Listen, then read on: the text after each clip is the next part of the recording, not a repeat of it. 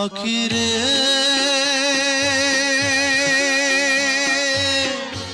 আমার দুঃখের খবর কইও পরাণ বন্ধুর কাছে।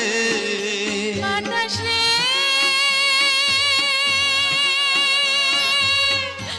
অভাবনীর ব্যথা কইও পরাণ বন্ধুর কাছে। মরার আগে ওগো প্রিয় একটি নজর দেখা দিও। দোয়া করি ভালো থাইকো আমার কথা মনে রাইকো পারলে খবর লো।